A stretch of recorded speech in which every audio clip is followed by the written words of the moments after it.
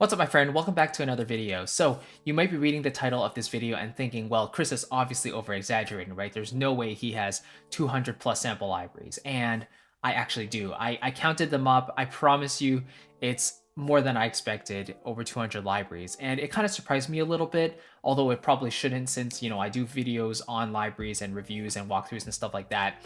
But even just seeing that sheer amount of libraries in my hard drive space, it was kind of a shock to me.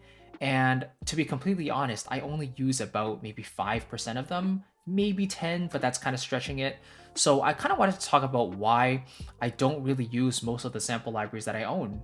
And it's going to be a really simple video, very straightforward, but I think it's important for us to talk about as well. Just a little disclaimer though. When I was younger, getting into the world of composition and orchestration sample libraries, I was a little bit immature, I was naive, and if you haven't already seen my video about how I spent like over $50,000 on gear in my first year of composing, you should probably watch that first to kind of get an idea of what I was thinking about at that time. But needless to say, I was a little bit immature, naive, and I didn't really think twice about purchasing libraries. I definitely suffered from gear acquisition syndrome. I looked at new libraries and I thought to myself, I have to have that. That sounds amazing. Everything just sounded fresh and new to me, right? Because I was a newbie to the space. So anything that I could put my hands on, I pretty much purchased it. And yeah, that totaled me over 50 grand. So I definitely lesson learned. But the first reason why I don't use most of the libraries that I own is just because it's overwhelming. And I've talked about this before on my channel, but I'm a relatively simple person by nature, and I just want to get writing right away. So if you think about it, it wastes a lot of time if you have so much choice and you're basically looking through tons and tons and tons of patches, trying to figure out which will get you the perfect sound to get you the sound that you're hearing in your head and translate that perfectly.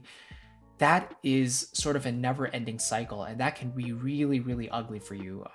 If you continue to do that and you kind of have no end in sight, you kind of lose vision of why you're writing in the first place, and that is to translate what you hear in your head, get that into your computer, and mock it up using your sample libraries. Not to noodle around for hours and hours, unless that's your actual intention and you just want to improvise and have fun. Then feel free, by all means, do that.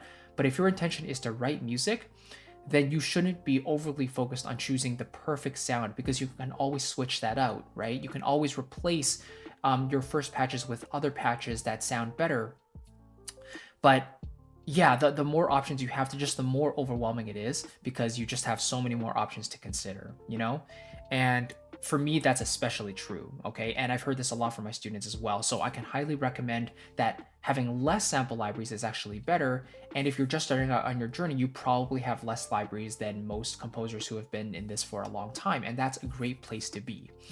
So if you are curious about the ones that I do use on a regular basis, I've covered this on other material on my channel. I also have my sample library buyer's guide down below if you want to grab that absolutely free.